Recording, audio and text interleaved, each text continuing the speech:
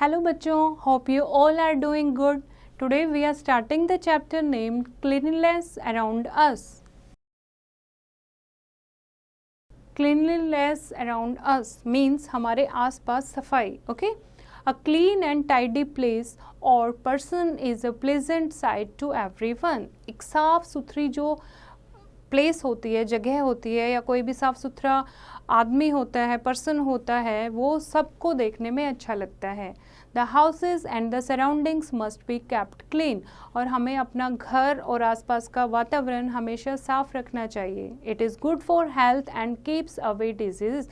उससे हमारी जो हेल्थ है वो स्वस्थ रहती है, हम स्वस्थ रहते हैं और बीमारियों से दूर रहते हैं. Now what is cleanliness? स्वच्छता. क्या है cleanness? Cleanliness means keeping our body, our house and the surrounding areas free of dust and dirt. स्वच्छता क्या है? हमारे अपनी बॉडी, हमारा घर और आसपास को साफ सुथरा रखना, धूल मिट्टी से, गंदगी से दूर रखना. Okay?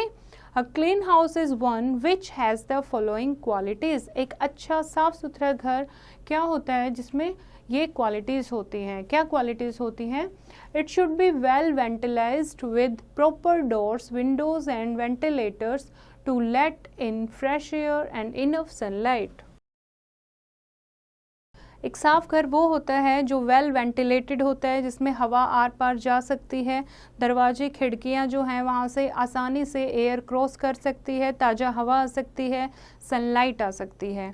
It should be airy and clean. हवादार होना चाहिए और साफ होना चाहिए. There must be a lot of plants around the house. घर के आसपास बहुत सारे पेड़ पौधे होने चाहिए. The surrounding areas of the house must be clean. आसपास का जो एरिया है घर का वो साफ होना चाहिए. There must be a proper and covered drainage system. गंदा पानी जो घर से निकलता है, ड्रेनेज सिस्टम, उसके लिए प्रॉपर इंतजाम होने चाहिए. वो कवर्ड, नालियाँ जो हैं वो कवर्ड, बंद होनी चाहिए, ढकी हुई होनी चाहिए ताकि मच्छर ना आए. Okay? Decorating the house with rangoli patterns, paintings, lamps and vases also make the house look attractive. और अपने घरों को सजाना, जैसे रंगोली बनाते हैं कुछ लोग, या सुंदर सी पेंटिंग बनवाते हैं या लगाते हैं, लैंप लगाते हैं, गुलदस्ते रखते हैं, उनसे भी जो घर है वो बहुत सुंदर लगता है, बहुत आकर्षक, अट्रैक्टिव लगता है. ओके?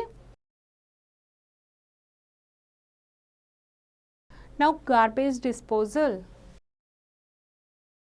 साफ रखने के लिए जो कूड़ा है, गार्बेज है, उसे हमें दूर रखना पड़ेगा. तो उसको डिस्पोज कैसे करना है? Cleanliness in the surroundings and at public places is very essential. There is a lot of waste generated from the houses and other places. Cleanliness के लिए क्या ज़रूरत है? हमें अपनी पब्लिक प्लेस को, घर को साफ रखना चाहिए. इसके लिए हमें ज़रूरत है कि जो वेस्ट जनरेटेड, बहुत सारा जो वेस्ट मटेरियल है घरों से या पब्लिक प्लेसेस में, उसको हम प्रॉपरली डिस्पोज कर सकें. The waste can be peels of fruits and vegetables, waste paper, torn clothes, dry leaves, waste from factories and industries etcetera. और इस वेस्ट में क्या आ जाता है?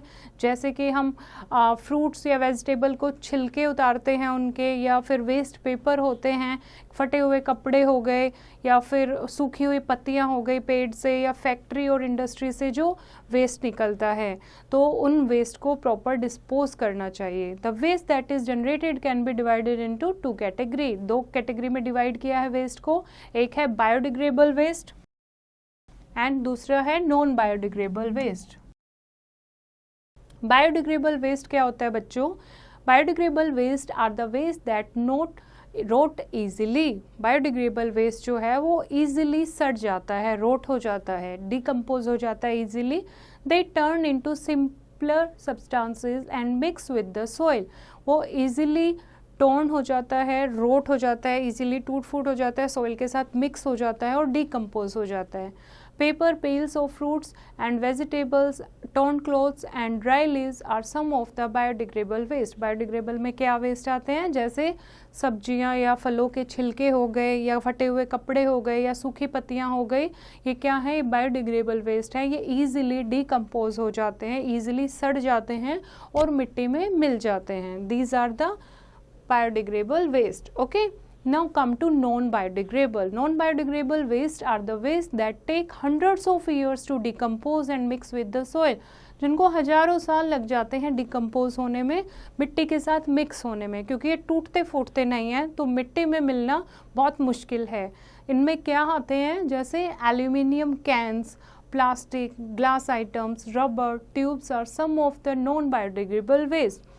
जैसे कि स्टील हो गया, प्लास्टिक के बर्तन हो जाते हैं, या कैन हो जाते हैं, या ये पाइप्स हैं, रबर पाइप्स हैं, ये बच्चे टूटते फूटते नहीं हैं, डीकम्पोज नहीं होते और मिट्टी में भी मिक्स नहीं होते, बहुत हजारों साल लग जाते हैं, उसके बाद ये जाकर डीकम्पोज होते हैं. Okay, fact file.